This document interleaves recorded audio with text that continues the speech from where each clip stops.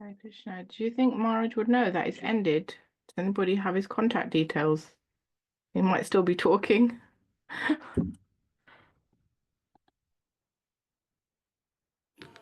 No, think Mataji.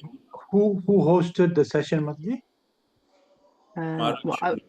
There was a few of us that were host or co-host, but sometimes it happens when somebody else trying to enter the room when there's multiple meetings on. I don't know. Maybe Maharaj is disconnected. Maybe India's power failure is common. So Yeah, but he may be talking and may not realize that whether we're connected still. okay.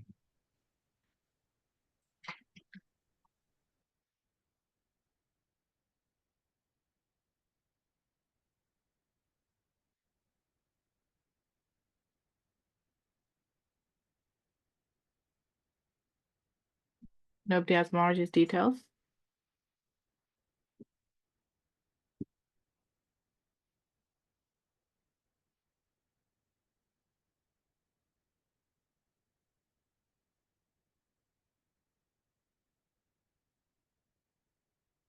Maybe I'll call Jasvi Prabhu.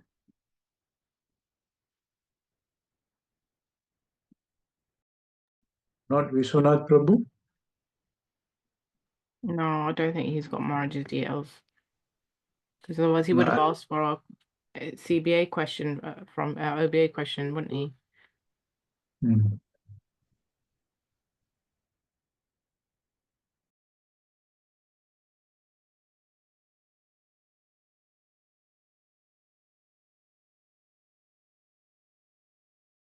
Vrindavani Mate, any reason Maharaj repeating chapter 21? It was just at the beginning he said, oh, we did it a week ago, so we'll just recap. Okay, all right.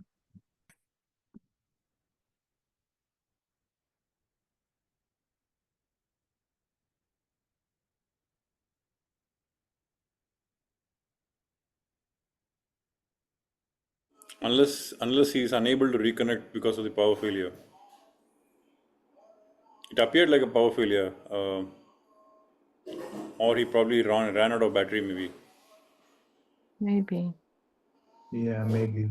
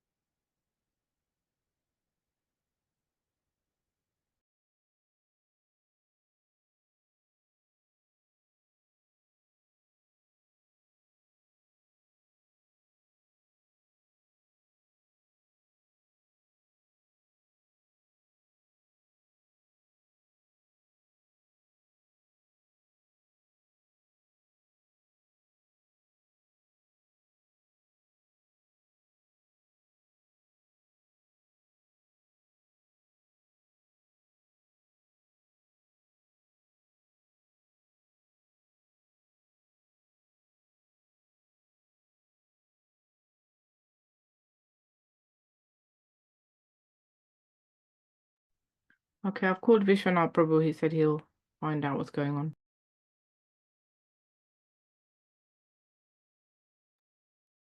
Did you manage to upload your OBA, CBA?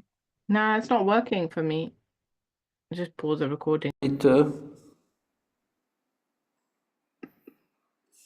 We're hearing about his life, Maharaj Prithu, how he is working, how he's leading the citizens, and how he's showing the example to them. Maharaj Prithu showed the example. He worshipped the Brahmanas. Although he's the king, but he worships the Brahmanas because everything is actually... Are we there? Yes, Maharaj. Yes, Maharaj. Maharaj. You were there, yeah? Yes, Maharaj, yes. Okay.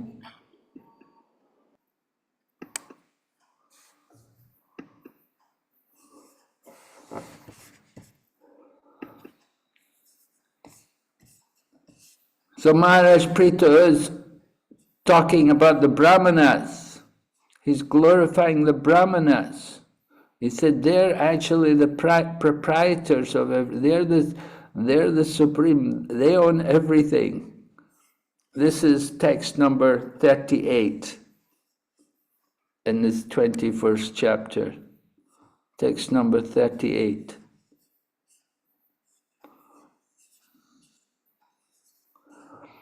Lord Krishna is Brahmanya Devaya.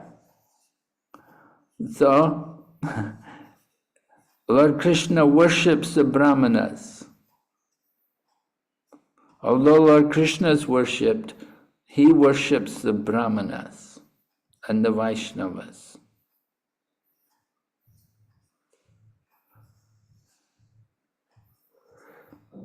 So this is the mystery about Lord Krishna,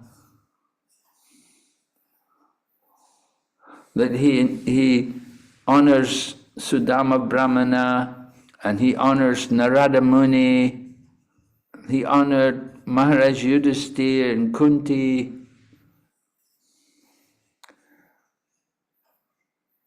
and he honored, of course, his own guru, Sandipani Muni. Lord Krishna wants to teach us the importance of the example, to proper behavior. So Lord Krishna's behavior is very exemplary. How to behave in the material world.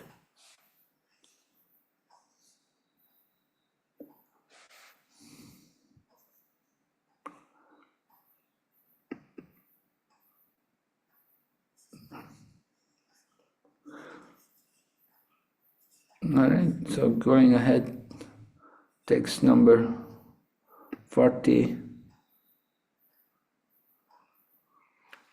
Speaking about the importance of service to the Brahmanas and Vaishnavas, that by that activity we can clean the heart and we can enjoy peace and liberation.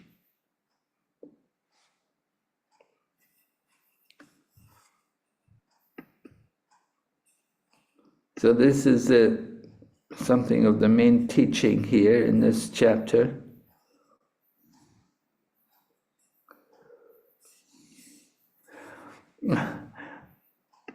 This text 41 is interesting because it describes how when you do a fire yagya, you offer ghee into the fire, and Lord Ananta eats through the fire.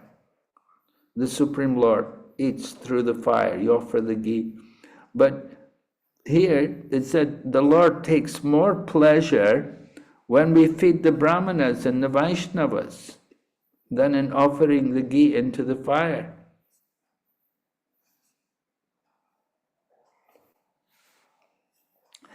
Rather than just simply offering ghee into the fire, it's better to feed the Brahmanas and Vaishnavas, because by feeding them, the Supreme Personality of Godhead is directly satisfied.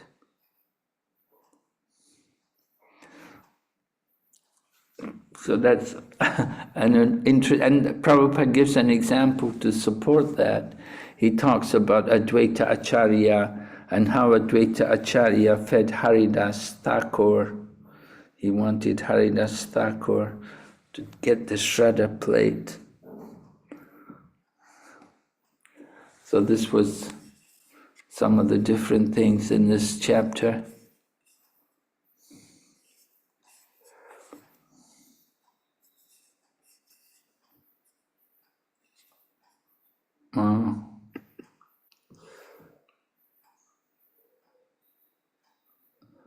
Are there any other points? Let me see. I'm just trying to give you all the main points which are brought up in the course of this chapter.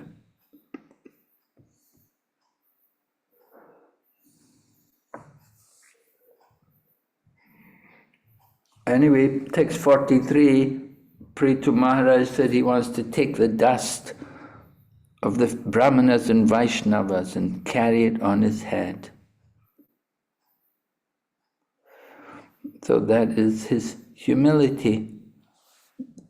He's a king, but he's a devotee.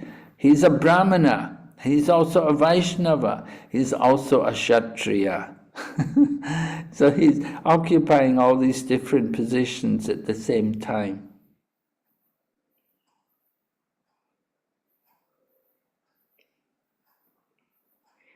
And he's very concerned about the cows and the Brahmanas, protecting them, taking care of them. That's the duty of a king. Also to make sure everyone is properly looked after and properly maintained.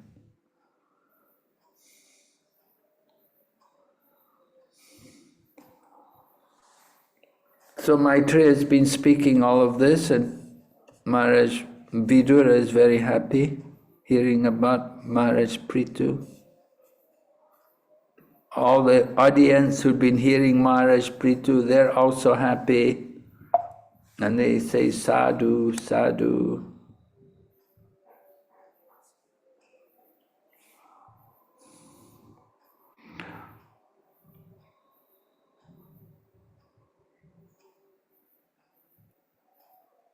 And we're told about Maharaj Prithu's life.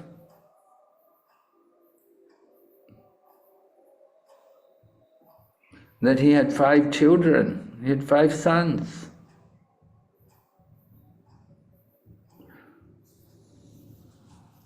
Srila Prabhupada writes, the purpose of accepting a wife in religious marriage, as sanctioned in the Vedas, is to have a putra, a son, qualified to deliver his father from the darkish region of hellish life.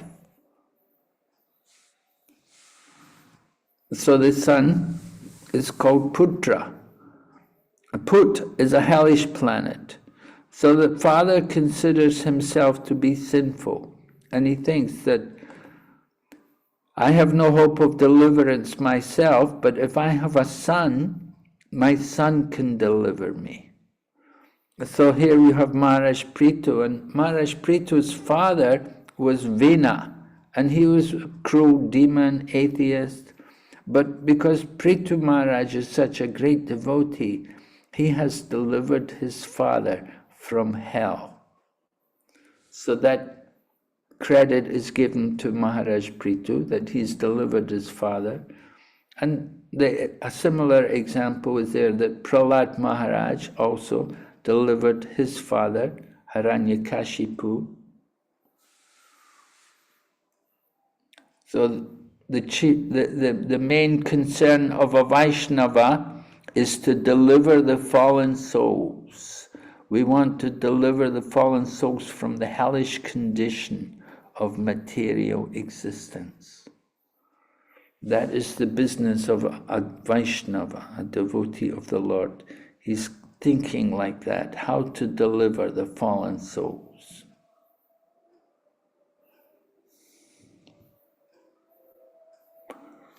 Okay. Are there any questions on this chapter? Hare Krishna Maharaj.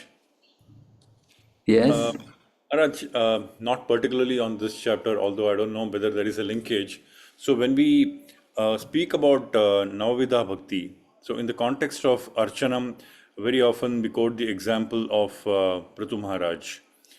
Right now, I'm not sure whether it is coming in the subsequent chapters of Prithu Maharaj's pastime, but is there any direct linkage of the process of Archanam with Prithu Maharaj? How do we bring that out? Well, we're just simply told Maharaj Prithu performed yagya, performed great sacrifices. And we'll hear the 4 Kumaras came, you'll hear in the next chapter how the 4 Kumaras come into the yagya arena because Maharaj Prithu is there doing the yagya and the 4 Kumaras are attracted to come. They will only come where there's no sin, where it's a very pure place. So because of Maharaj Prithu being there, he could attract the 4 Kumaras to come. So that's the example of his worship, that he did yagya. Okay. He's there in the Treta Yuga and they do yagya. Yeah. Okay. Thank you, Maharaj.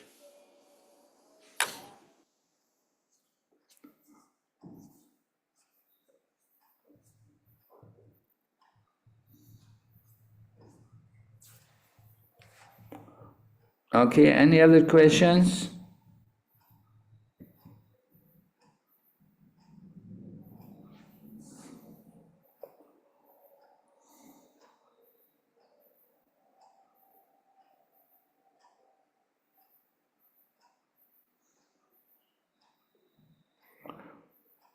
So the citizens say thank Maharaj Prithu. They're very satisfied to have Maharaj Prithu as the king and ruler of the planet. And they appreciate his dedication to the Brahminical culture and protecting everyone. And they can see him as the representative, actual representative of the Supreme Lord.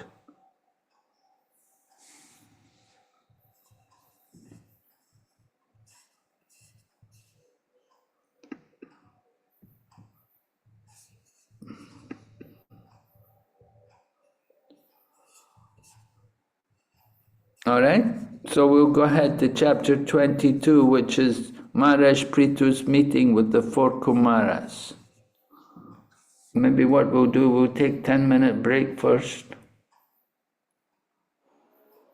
Sure. Thank you, Maharaj. Maharaj, before we go for break, I was just wondering if you could set our open book assignment question for this unit. Oh, have I got to set the open book assignment? Are there no questions there? Yeah, so And- there's it's on page 60 of our book. It says there's 2 questions in preaching application. Shall I read them out to you? Yeah. Okay, so the first one is, so this is preaching application. With respect to Canto 4, verse 20, verses 9 to 15, select 2 specific instructions of Lord Vishnu for King Prithu and explain how a Krishna conscious leader could apply each of them today. That's question 1. Another question is, with respect to Canto 4, chapter 23, verse 26, how did King Prithu's wife achieve the same destination as her husband? In his purport, what does Srila Prabhupada write that a woman today may challenge? How would you answer that challenge? Question 3 is a personal application question. With respect to Canto 4, chapter 21, verse 24, what are some of the pros and cons we may consider before accepting an invitation to eat in a certain place? What should be our guiding principle in deciding whether to accept such an invitation? And then the final question is mood and mission. With respect to chapter 22, verse 51, explain how King Prithu perfectly practiced karma yoga. Present 2 ways ISKCON is teaching people to practice karma yoga or bhakti yoga. Well, I like the third question about where you can eat and, what you have to consider, right? Personal application, right? I had a feeling you would go with that one. Is that okay for Yeah, you? sure. Yeah, sure, Marge, if that's what you'd like us to do, we can do That's that. great, Maharaj. Thank Is you. it just one question you have to do, is it? Yeah, just Yes, one. Maharaj. Just one. Okay, I think that would be the good one. Okay. Thank you, Marge. Thank you, Maharaj. Practical. Okay, Marge, 10-minute break or 15 minutes? How long should we have? 10. 10 minutes. Okay, see you shortly.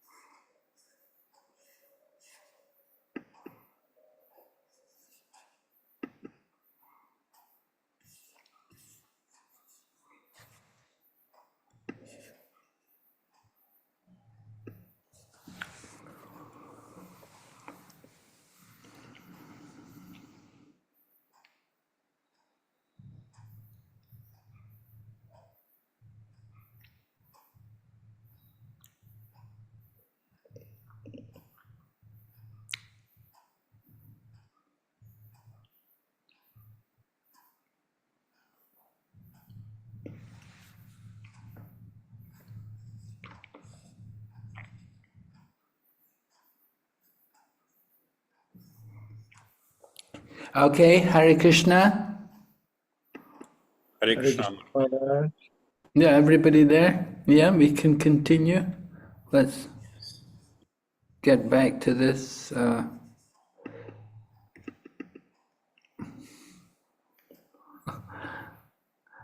Krishna, what's happening here? Lost my book. Oh, yeah.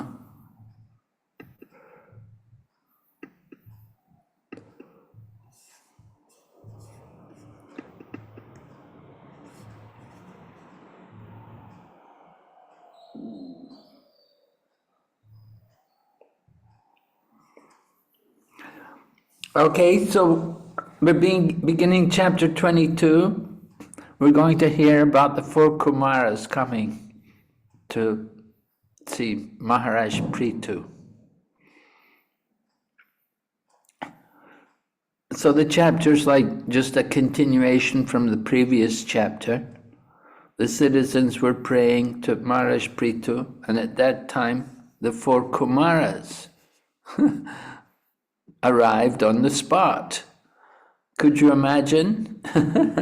You're having a program, you're out there doing a yagya somewhere, and all of a sudden the 4 Kumaras come flying in from outer space. Could you imagine? It would do a lot for people's faith, wouldn't it? What do you think? Would it really help so much? Yes, Maharaj. I would agree.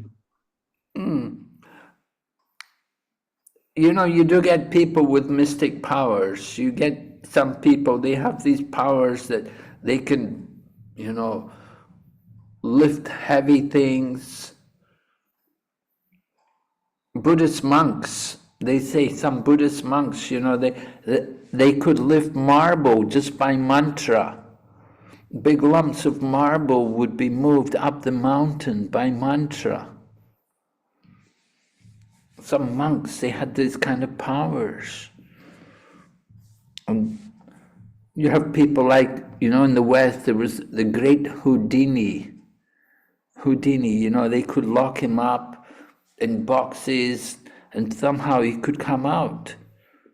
They would lock him in so many boxes with big locks on and he would come out. Nobody knew how he was doing it. He had yoga siddhis. And so here the 4 Kumaras, they have yoga powers. They come flying in.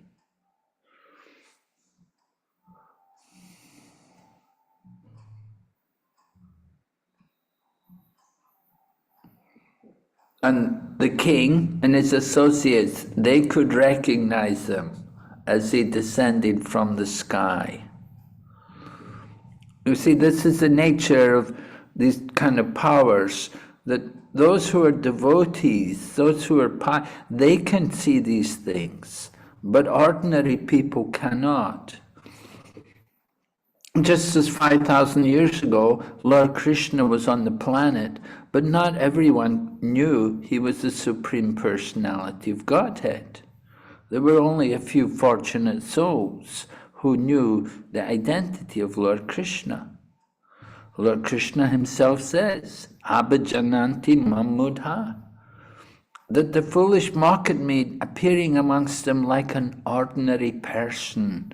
They do not know my transcendental nature and supreme dominion over all that be. So it's not just having mystic powers.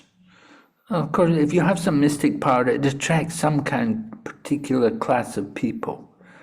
Just like if you can produce gold, then you'll get a lot of greedy people who are eager to get wealth. They will be attracted. If you can heal some disease, then you get a lot of sick people coming. So having some mystic powers, it's not necessarily what you want. It's not necessarily the best way to preach. What did Prabhupada say his mystic power was?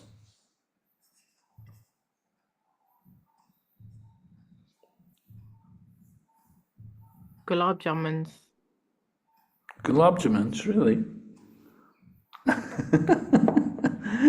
It's very interesting. I never heard that before. Maharaj was He changed the person in West. Hmm? He What's changed that? he changed the so many persons in West that he called it is because of his mystic power. In one So lecture many, I heard. so many people in the West. uh, He saved them. he- Yeah, he brought them to Krishna consciousness, right? Oh, not only Westerners, also Indians. He saved Indians also. He saved a lot of Indians too. Anyway, mystic perfections were there, and these kind of things they attract a particular class of people, a particular kind of people. But difficult to make people devotees with these things. You have some mystic power, people come with their material desires. They don't want to get Krishna consciousness. They don't want to be liberated from material world. They have some other desire. You know, Vidura wanted to know about how to get liberated. He wanted to know about Prithu Maharaj's process to get liberation. Vidura didn't want to get some mystic power or some material benediction. So the four Kumaras, they have mystic powers, but their mystic powers are not for any material benefit, right? What's the business, what's the nature of these four Kumaras? What are they up to? Brahman realization, Maharaj. Well, initially they were attracted to Brahman realization.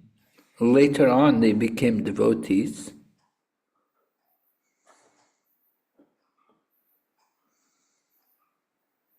Are they empowered with the ability to do austerities, or is that someone else? I don't know about them doing austerity. Well, you could say their austerity was they remained young. They didn't grow old. They remained as children. Although they're the oldest people, the first sons of Lord Brahma, they always remain as children. Maharaj, That- since the Kumaras were also the empowered incarnations of the Lord, like sage Narada, they also went about spreading the glory of the Supreme Lord and preaching devotional service. Yes.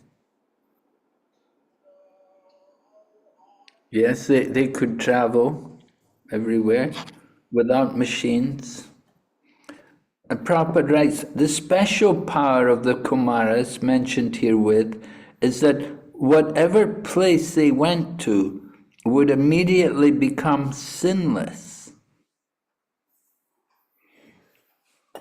So during the reign of Maharaj Prithu, everything on the surface of this globe was sinless, and therefore the Kumaras decided to see the king.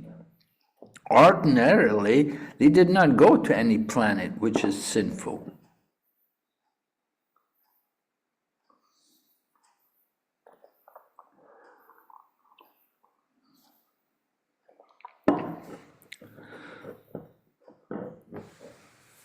So just by their potency, that place could become sinless, would immediately become sinless just by their presence.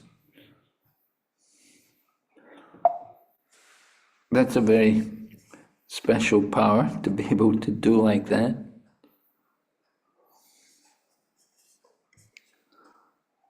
So Prithu Maharaj is anxious to receive the four Kumaras, and he instructed his citizens about the importance of honoring the Vaishnavas and the Brahmanas, And he shows example by giving a very nice reception for the 4 Kumaras.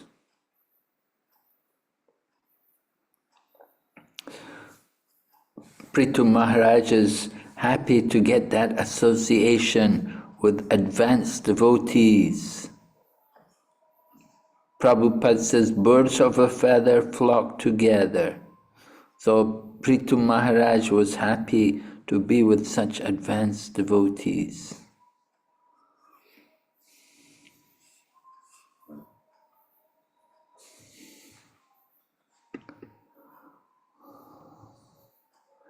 Maharaj Prithu accepts. He arranges to give very nice reception to them, bows down to them, he worships them. And Prabhupada discusses about the Kumaras, that they are the founders of the Nimbarka Sampradaya. There are 4 bona fide Sampradayas, Vaishnava Sampradayas, and one of them is from the 4 Kumaras. So the 4 Kumaras, their prominent Acharya in the modern times is Nimbarka. There was someone called Nimbaditya. Nimbaditya was selected by the 4 Kumaras to carry on to promote their message. And if you go to somewhere like Varsana, there's a temple there. Nimbarka Sampradaya, they also worship Radha and Krishna, and they also they accept the gopis as being the best of all devotees. So Nimbarka Sampradaya, we have also a nice relationship with them.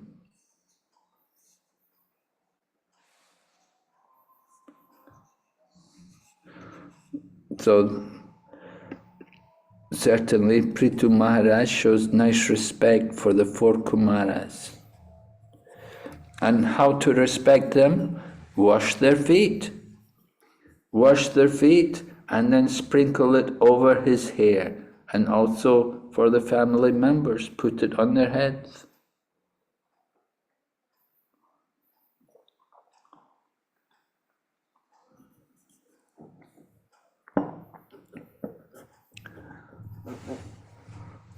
So this is the Vedic culture.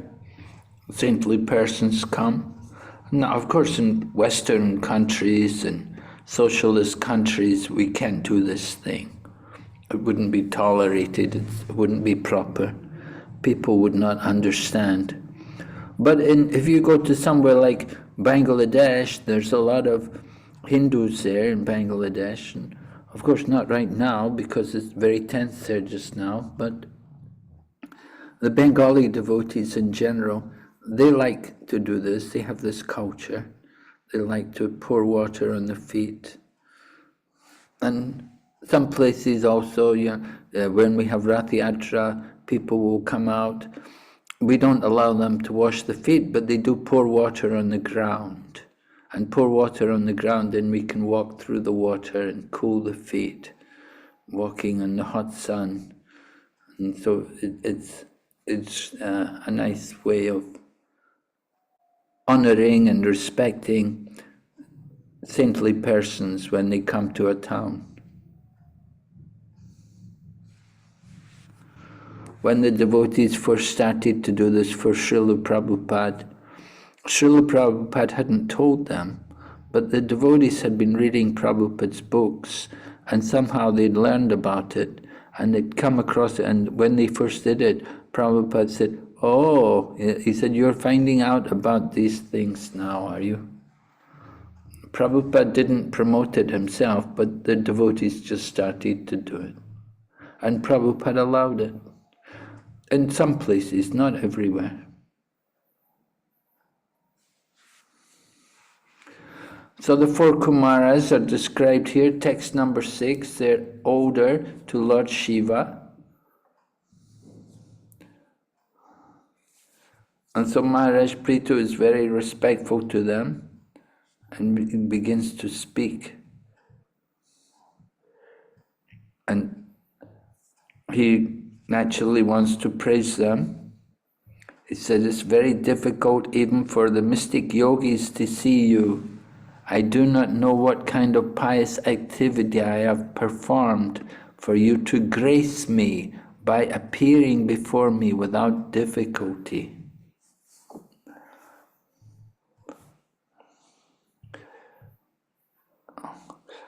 So this is the nature, to get the association with saintly persons like the four Kumaras, very special. You have to be very fortunate. Just like we know, to meet Srila Prabhupada, you had to be very fortunate.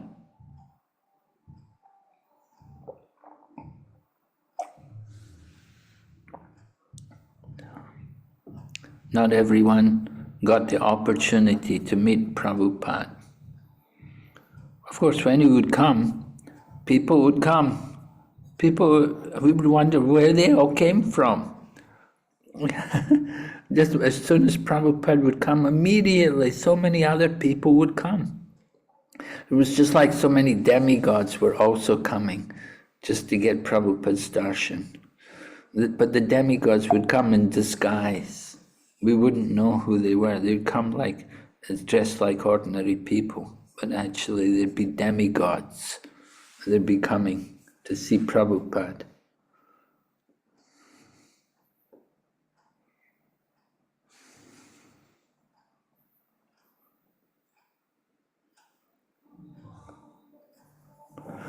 So Maharaj Prithu is saying that anybody who can please the Brahmanas and Vaishnavas, then you can get anything, they can achieve anything. And they can get the favor of Lord Shiva and Lord Vishnu because they also accompany the Brahmanas and the Vaishnavas.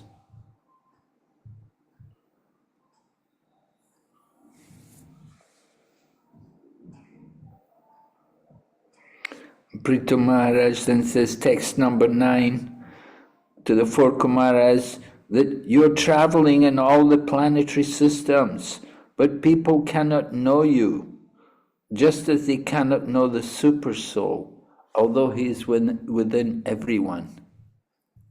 Even Lord Brahma and Lord Shiva cannot understand the Super Soul.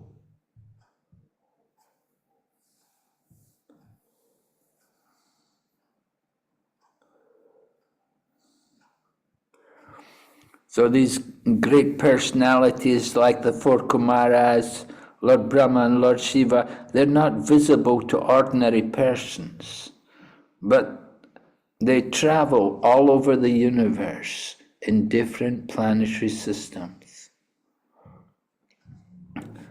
Just like in London, in the Radha Landaneshwara's temple there, Prabhupada had us make 2 small vyasasans on either side of the altar.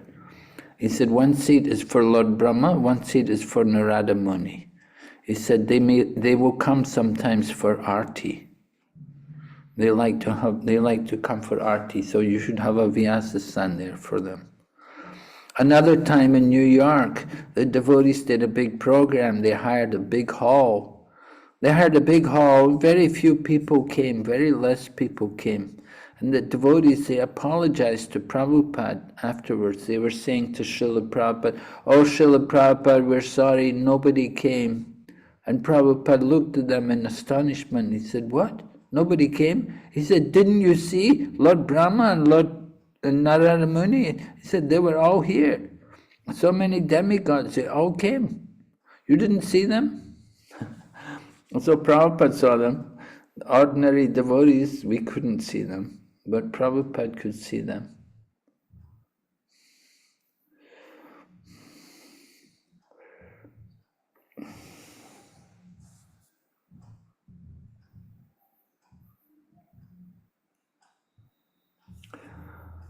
So sometimes saintly persons may come to someone's home. the person may not be very rich, or he may be very attached to family life, whatever the situation. But to get saintly persons coming to your home, very fortunate. And it's proper to receive them nicely. Make nice arrangements, a sitting place, and different paraphernalia for them. Proper refreshment and so on should be available.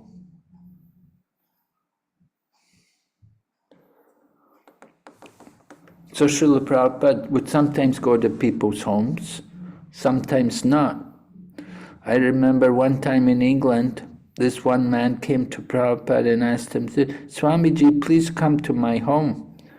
And Prabhupada said to him, do you cook meat in your home? And the man looked and said, well, yes, sometimes we cook. So Prabhupada said, then I will not come. And Prabhupada said, I'm not coming then. If you're still cooking meat at home, then I don't want to come there. So when the man heard that, then he changed. And he went home, he told his wife, no more meat from now on. We'll make our home vegetarian. No more meat allowed. And then Prabhupada went to his home. So like that was Prabhupada's mercy. So when saintly persons come to the home, then it's a good fortune for the people who are living in the home. They get the opportunity to have that association and to hear from him.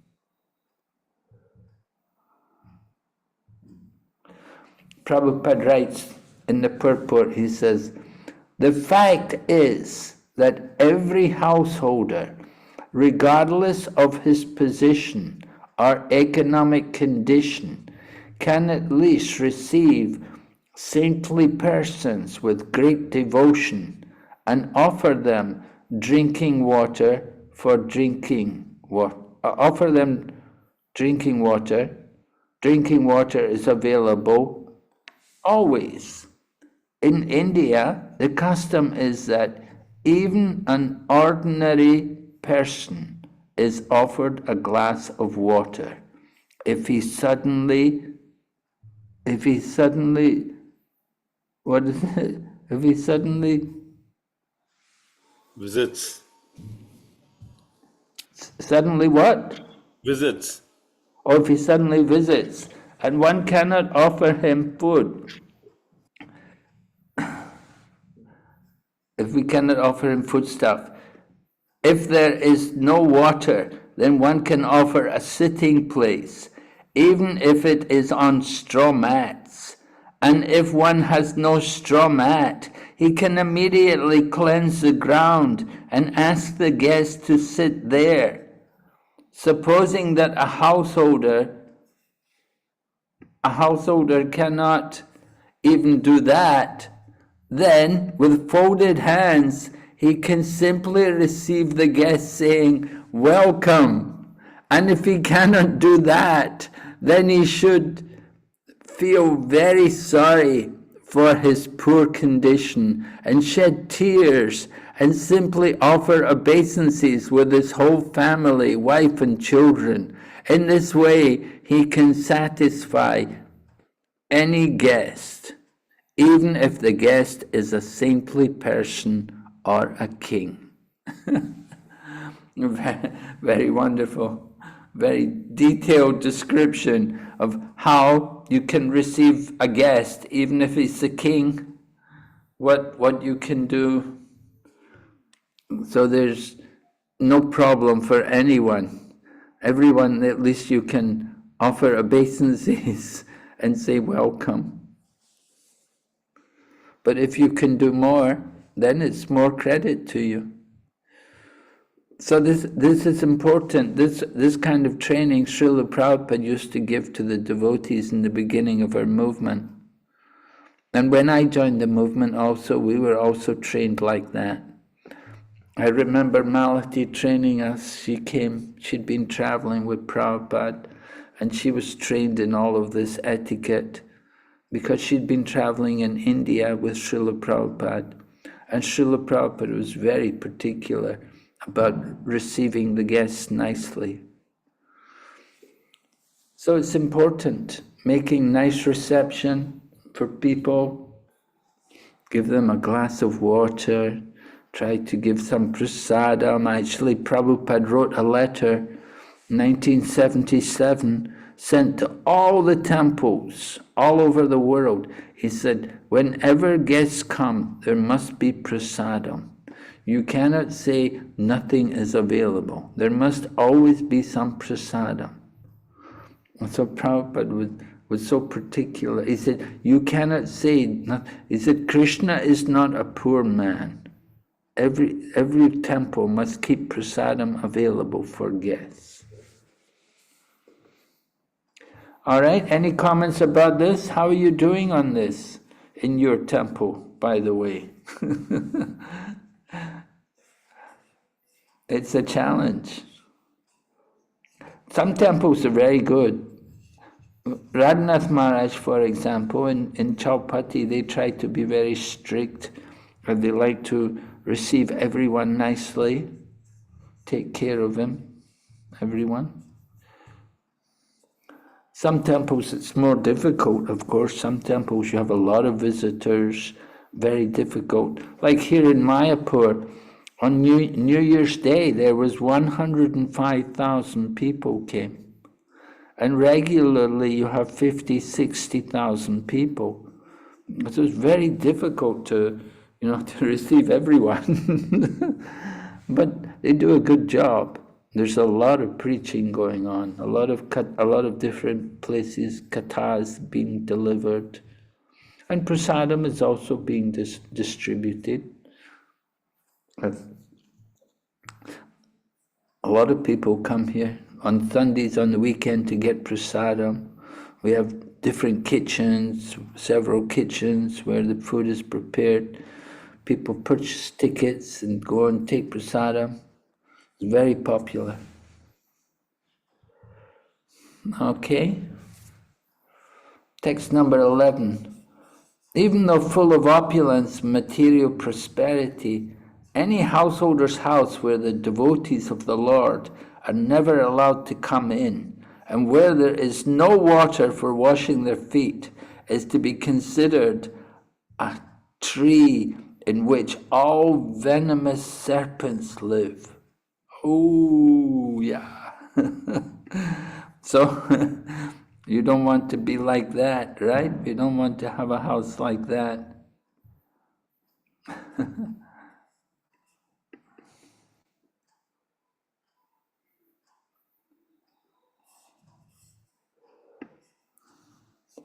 So Maharaj Prithu welcomes his guests.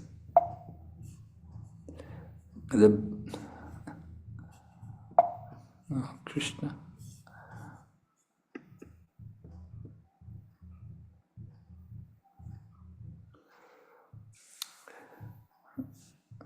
And he describes about the life of the four Kumaras. He said, from the beginning of your birth, you practiced celibacy. And although you are experienced in the path of liberation, you are keeping yourself just like small children. They remain children on purpose, because in a child's life, the senses are never disturbed by sex desire. So that is the beauty of them remaining as children, that their minds can be completely pure without any kind of material desire.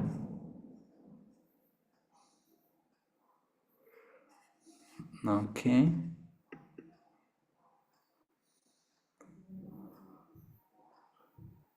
So Prithu Maharaj has an inquiry to make to the four Kumaras. He wants, it's mentioned like when saintly persons come together, then they will discuss spiritual topics. So Prithu Maharaj, he's a saintly person, and the four Kumaras are also saintly persons. So they've come together, so that one is going to inquire from the other. Prithu Maharaj is inquiring about people entangled in the material existence. Wow, doesn't it sound like us? And how could persons whose only aim is sense gratification be blessed with any good fortune?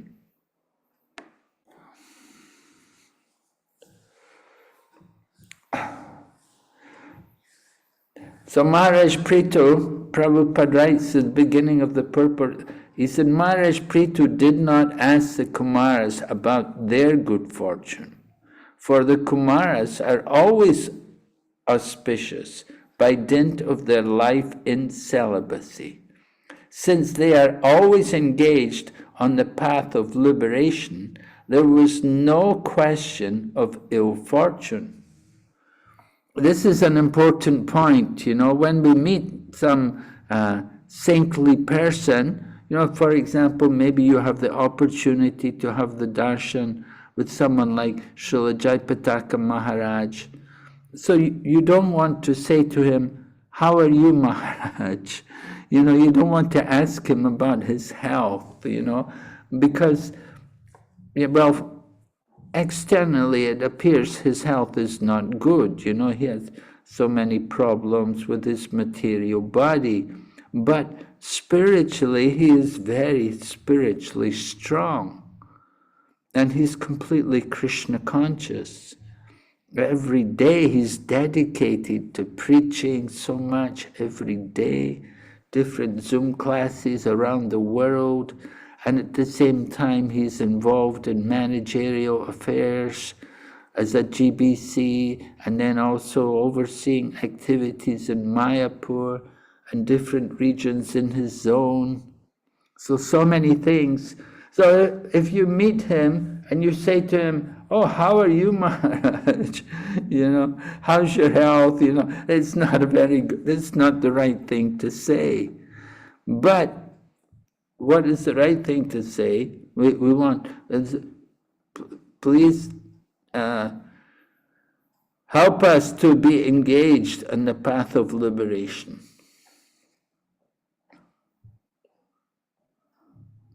We want to actually ask him to help us. Not that we have come to bless him, because he's already so, Maharaj is already so transcendental. We cannot really help or bless him, but he can bless us by giving us Krishna consciousness. So we should think like that. We don't think about the material situation. People would come to Prabhupada and they would say to Prabhupada, oh, how old are you, Swamiji? Prabhupada would look at them and say, I'm the same age as you. And they would be shocked. What? Huh? What do you mean? And Prabhupada said, yeah. He said, I'm a soul, and you're also a soul. So Prabhupada would awaken them to Krishna consciousness. He'd bring them to the higher platform. That's the duty of a devotee. We don't want to bring people on the bodily platform. We want to bring them to the spiritual platform. I remember when we were doing Sankirtan in London, people used to ask us, where is Madame Tussauds? Where is the British Museum? Where is this? Where is that? We would say, oh, just go here to this place here, number 7 Bury Place, you'll find everything there. We would just send them to the temple. We would never send them anywhere else. Whatever they asked us, we would just say, you just go there, you'll get everything there. Everything is there at the lotus feet of Radha and Krishna. So our business as devotees is to give people spiritual life, Krishna consciousness.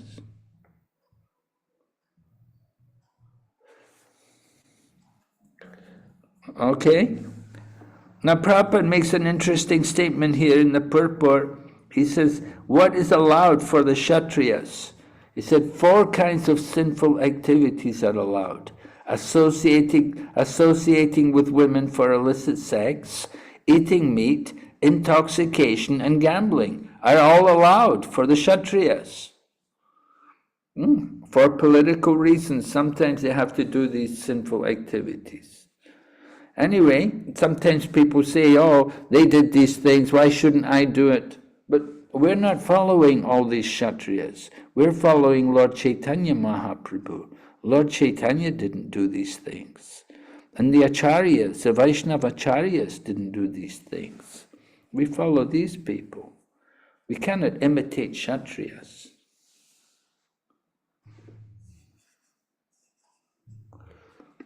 Okay.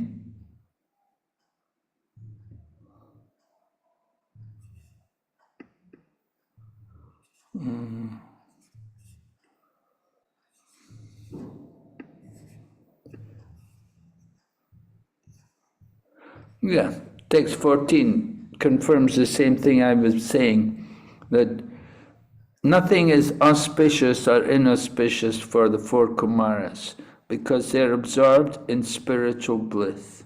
They're always on the transcendental platform. If we think something is good, something is bad, that's the activity of the mind. We have to transcend the mind.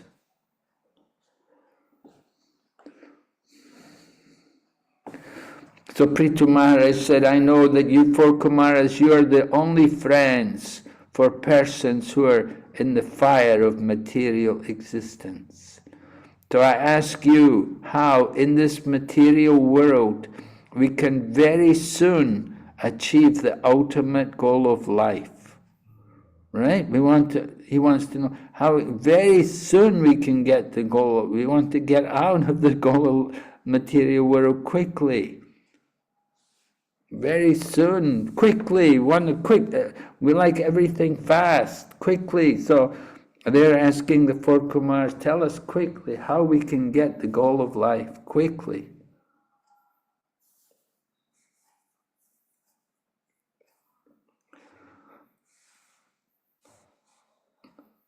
We're all parts and parcels of Krishna, and although we're parts and parcels of Krishna, we still travel all over the world. The four Kumaras, they're traveling all over the world just to help self-realize, just to help the conditioned souls, to bring them out of their ignorance.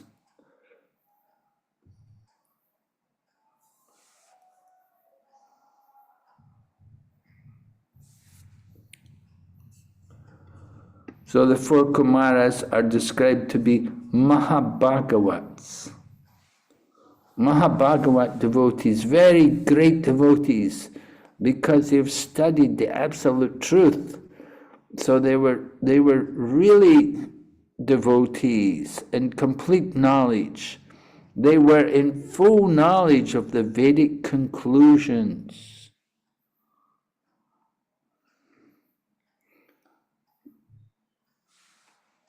And such a devotee is very rare. Right? Bahunam janmanamante gyanavam mam prapadyante vasudev sarvamiti sa mahatma sudurlabhaha. So very rare, it's very rare that one can come to that conclusion that everything, Vasudev Krishna is everything. Everyone's trying to enjoy the material world. They've forgotten what is the real position. So Prithu Maharaj has put his question, and now Sanat Kumar is going to answer. Sanat Kumar is one of the four Kumaras. He's taken the position to reply. And he's happy with the question. This kind of question very good for everyone, because you're always thinking of the good fortune of others. You know everything, so you ask such questions because that is the behavior of saintly persons. Such intelligence is befitting your position.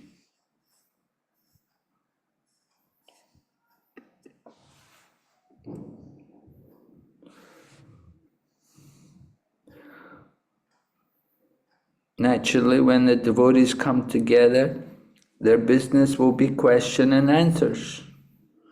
There will be a speaker and the audience, and everyone will be happy to hear katha being discussed.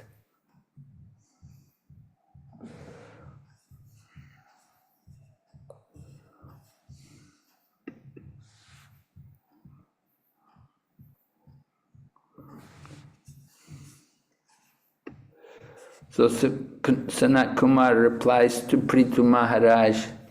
He says, "My dear king, this text number 20, you already have an inclination to glorify the lotus feet of the Lord.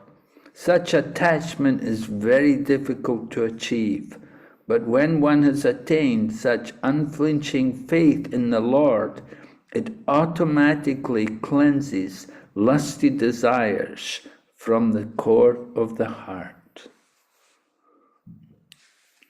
So this attachment to the lotus feet of Krishna, that is the first thing. So Sanat Kumar is appreciating that Maharaj Prithu had that attachment to the Lord's lotus feet. And because he's attached to the Lord, so the lust in the heart is taken away. The more we're attached to Krishna, the less we're attached to enjoying material life. We cannot enjoy material life and at the same time hold on to Krishna. We have to let go of the material world. So the more we hold on to Krishna through hearing and chanting, the less we're attached to sense gratification.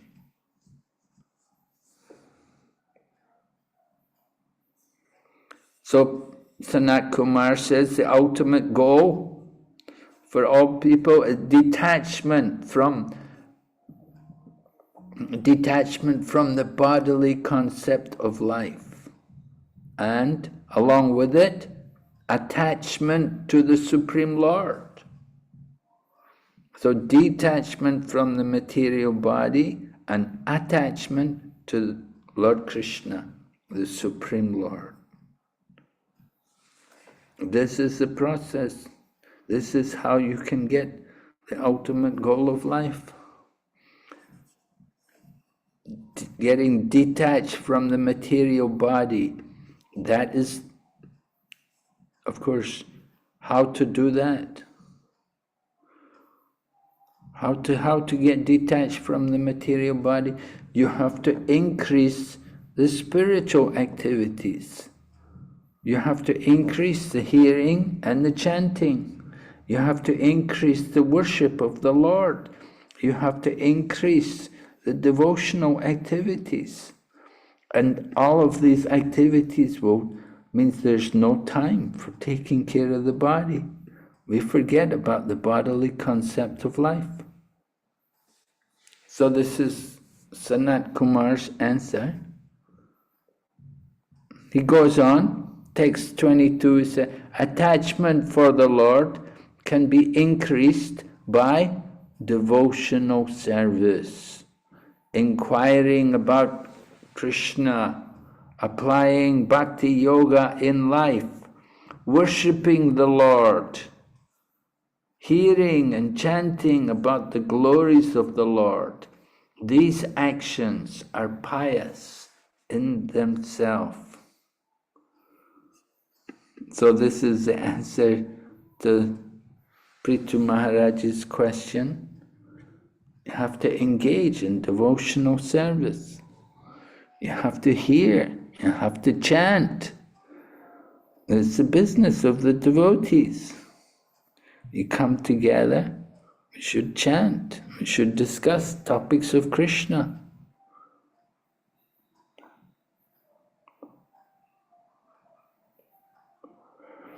First of all, you have to accept the spiritual teacher, and then from the spiritual teacher you have to inquire from him about spiritual life, and you have to follow in the footsteps of the great devotees. So this is Rupa Goswami's teaching. The same teaching is given here now by Sanat Kumar.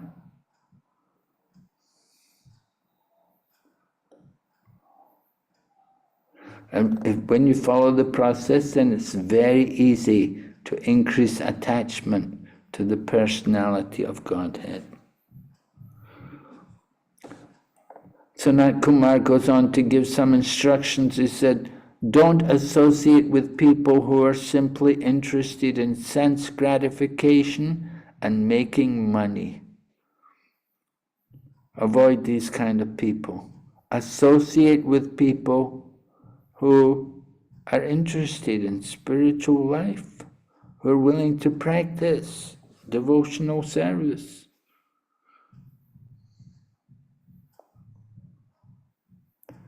Find out people who are disgusted with sense enjoyment, who have no interest in the sense pleasures of the material world.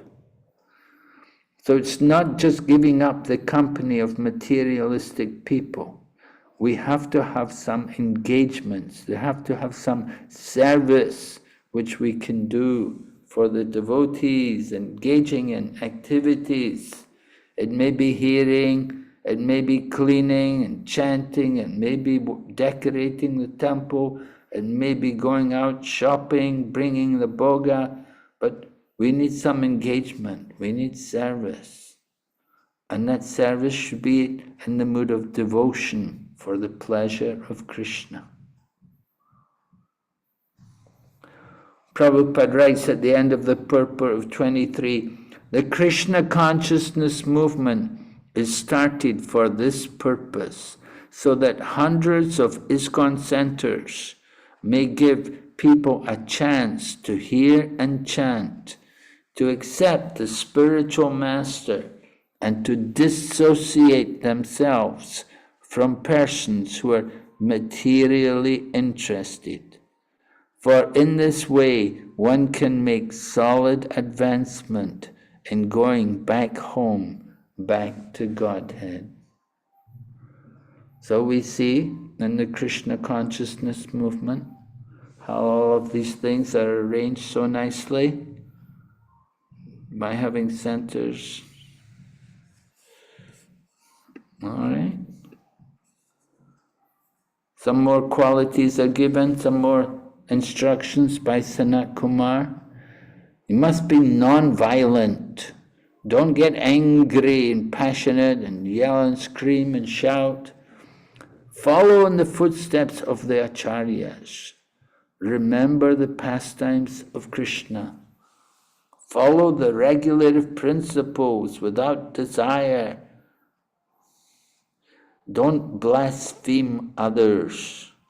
A devotee should lead a very simple life, not be disturbed by the duality of opposing elements. He should learn to tolerate them. What kind of opposing elements may there be which are giving you trouble, disturbing your spiritual life? Anybody can say, you have any opposing elements in your spiritual practice? Vrindavani? Yes, Maharaj. Do you have any obstacles, opposing elements in your practice of spiritual life? All the time, Maharaj, all the time. I want to know, what are these opposing elements? So there'll be things like purification. If there's an artha that I'm dealing with, you know, Krishna will kind of bring it to the surface, like maybe some issues with devotees, trying to deal with them in a Vaishnav-like way, even though there may be some kind of conflict there. And then if I don't deal with it correctly, then obviously it affects my sadhana, my taste for things. So yeah, I think there's a lot of obstacles there. I think every day is an obstacle, you know, trying to get things done and get to bed on time, to wake up at a decent time, and chanting. Okay, it's an obstacle, an opposing element. What is it? What's keeping you awake at night that you can't sleep early and can't get up in the morning? I'm in the thick of Grahastha life, so I have small children and a husband, which is like equivalent to having another child. So just looking after household duties. Yeah. Okay. But I feel positive about it. It's not something I feel down about. I feel positive. I feel like, okay, it's a challenge of life. Let's do this. I think if it was too comfortable, I would take spiritual life for granted. But because I have to kind of struggle every day, it makes it more special. Yeah, that struggle, the struggles which you go through in Krishna consciousness, that's your greatest pleasure. We But take, blessings from, highly elevated people like yourself, it really does help. I do feel it's a smoother ride when the blessings are there and the mercy is there. yeah, there's always mercy, and we just have to grab hold of the mercy. Giri Gopal Prabhu, do you have any opposing elements in your practice of devotional life?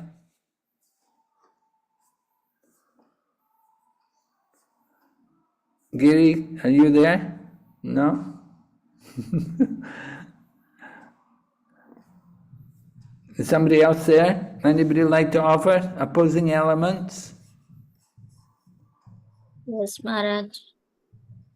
Mobile phone itself is a opposing element. Yeah, really, that's a good one. Very good. Yeah, you're so right. An opposing element, the mobile phone, really. It can be such a headache sometimes, eh?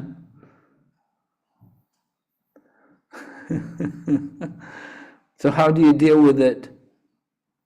Right. Turn it off, right? I always take it for some spiritual purposes to see any lecture but anyhow, how I don't know, but so many reels are coming on YouTube and all, and I wasted so much time, Maharaj. And then afterwards, I feel so much bad. So I wasted 10 minutes or 15 minutes. How? Yeah. Yeah, you have to tolerate, you have to go on. Prabhupada said devotees should be tolerant. You should be very compassionate towards others. If we suffer injury, we tolerate. But if a devotee gets injured, we shouldn't tolerate. We should go to help him, take care of him. So the whole world's full of violence. So devotee sees everybody equally. Does not claim himself to be the only son of God. Prabhupada saying, and allow all others to be killed, thinking they have no soul. No. So devotees we have to arrange our life in such a way that we can be Krishna conscious, thinking of Krishna all the time, practicing Krishna consciousness. Prabhupada talks about the incense factory. They were making incense, and he said at the same time they were hearing lectures or they were hearing kirtan. So Prabhupada appreciated that.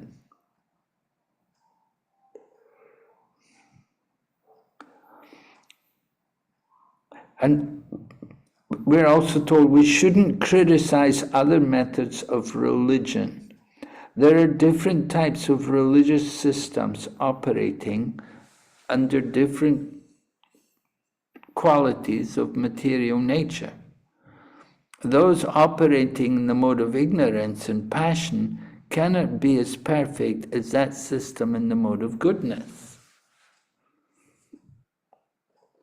So a devotee, instead of criticizing such systems, will encourage the followers to stick to their principles so that gradually they can come to the platform of religion in goodness.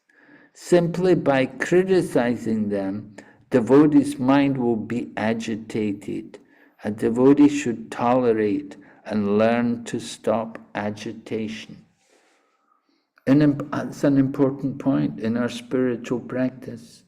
We have to learn to be tolerant and peaceful and encouraging. In this way, people can be benefited.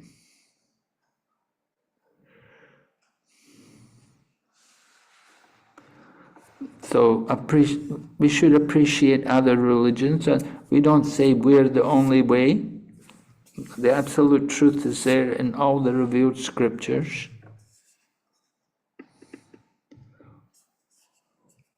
And but at the same time, we understand there's different levels of presentation. Sometimes it's in the mode of passion, sometimes it's in the mode of ignorance. And we have to encourage, we have to try to indicate that there is a mode of goodness. Prabhupada had gone to some Christian missionaries in Australia, and they were telling, it was a place that, it was like an ashram. There were monks living in the ashram, and they were telling Prabhupada about how St. Francis used to talk to the flowers, and they said, "My dear sister flower, my dear brother tree." And Prabhupada, when he heard this, he said, "Oh, that is real God consciousness. To see the flowers and the plants and the trees, to see them all like brothers and sisters." So the monks were highly impressed. They really appreciated Prabhupada's broad-minded vision, that he said, "Oh, this is real God consciousness." And Prabhupada also talks about sometimes a devotee may get sick, and sometimes people would write to Prabhupada, and I got initiated and then I got sick after I got initiated. How is it like that? So they're practicing Krishna consciousness, but we have to understand, just because we get sick, we shouldn't think that we won't get sick just because we got initiated and just because we're devotees. Disease will always be there, and we have to learn that we have to tolerate these things without being so much disturbed by them. This is a world of duality. You should not think that because we have fallen sick, we have fallen from Krishna consciousness. Krishna consciousness can continue without impediment from any material opposition. So this is very nice.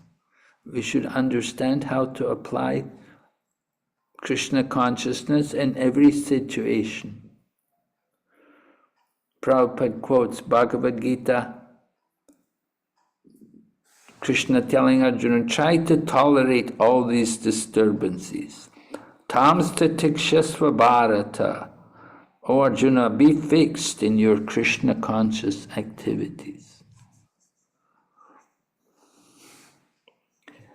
The devotee should gradually increase the culture of devotional service by constant hearing of the transcendental qualities.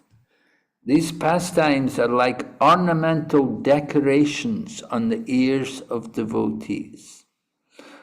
By rendering devotional service, one can easily be fixed in transcendence and the Supreme Personality of Godhead. So, the importance of hearing. We have to train ourselves to develop a taste for hearing about Krishna. And the more we practice reading Prabhupada's books, the more we will have a taste for hearing about Krishna. So Prabhupada himself used to read the books, and he encouraged devotees also. Read. He said, I'm not writing the books just for you to sell. So we have to cultivate Gyan and Vairagya. These two things go together with Bhakti. Gyan and Vairagya, they automatically follow wherever there is pure devotion. Right? It's Srimad Bhagavatam, 1st Canto, 2nd chapter says, just by devotional service, we automatically acquire knowledge and detachment from the world. So we have to consciously develop that knowledge by hearing and detachment from everything which is opposed to Krishna consciousness.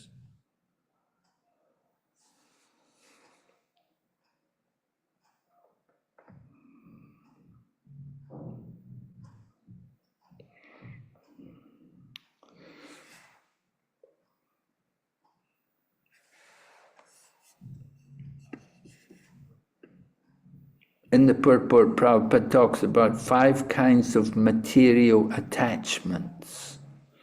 Material attachment, because we have to cultivate detachment, so we have to know what is the material attachment. And they're mentioned here, first of all, ignorance, then false egotism, and then attachment to the material world, envy, and absorption in material consciousness.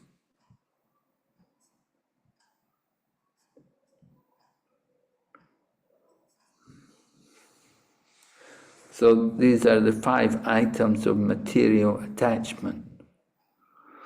Just like there are 5 elements, 5 coverings of material contamination. So when they're burned into ashes by the fire of knowledge and detachment, then we can be fixed in devotional service. So the coverings of the living entity cannot be removed from the heart.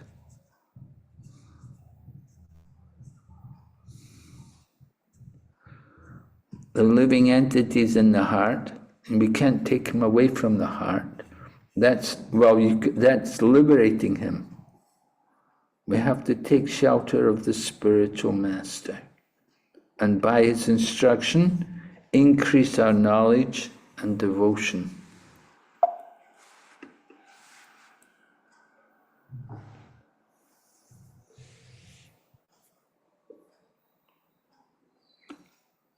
And when we get free of all material desires, liberated from all material qualities, then at that time we'll know the difference between the soul and the super soul. We'll know that the difference between the soul and the super soul is annihilated. This verse is spoken by Sanat Kumar because he's a Jnana Yogi. He'd been a Jnana Yogi who came to Bhakti. So he wants to bring other Jnana Yogis to Bhakti. Therefore he's speaking in this way. And he says, when the dream is over, there's no longer a distinction between the dream and the dreamer. It all becomes one. So he's not encouraging impersonalism, but he wants the Jnanis to come to Bhakti.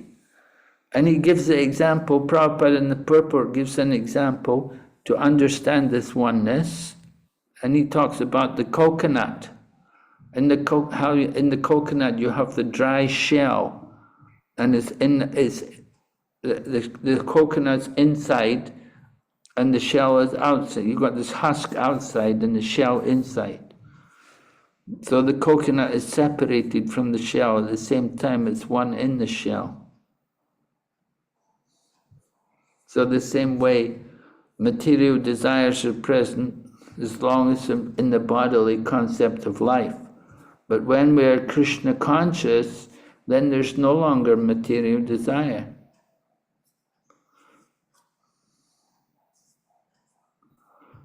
Then you're liberated. So in that sense, you become one. Not one in desire, not one literally, but one in desire. Part and parcel of Krishna, acting in accordance with the desire of Krishna. And so there's no distinction between the living entity and the Supreme Lord. Both of them keep their individuality, but at the same time there's a oneness, spiritual oneness in relation to the connection between the super soul and the soul.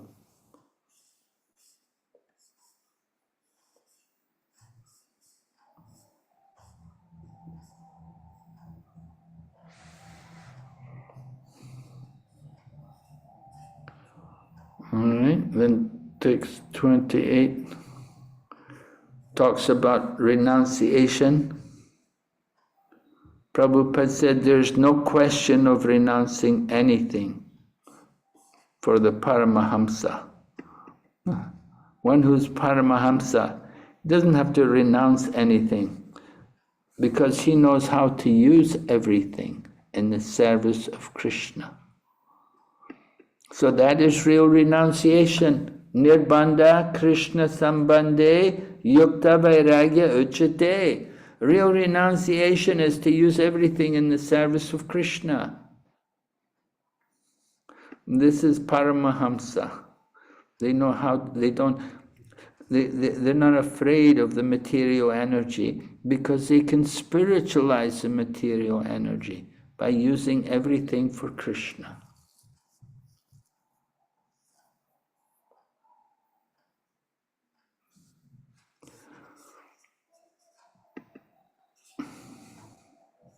Okay, are there any questions?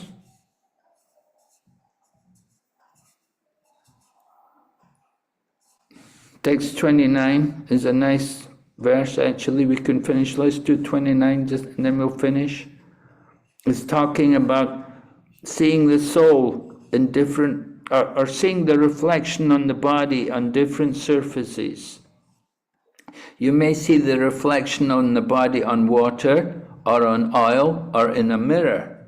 Now, when you see the reflection in on these different surfaces, it will look different, but actually it's the same thing. You're just seeing it reflected in a different way. In the same way, a person sees a difference between himself and others, just as one sees the reflection of the body differently. So we're seeing ourselves, we're thinking of ourselves as being different from others. We're not seeing that we're all spiritual beings, we're all living entities, we're all brothers and sisters. So Krishna consciousness movement is a means of helping all of us to get free of these different designations so that we can come to the spiritual platform. So in this way, the four Kumaras are headed by Sanat Kumar. They're instructing Maharaj Prithu about how to come to the transcendental platform. Okay, this is a big chapter. We'll finish it tomorrow night. All right? Are there any questions?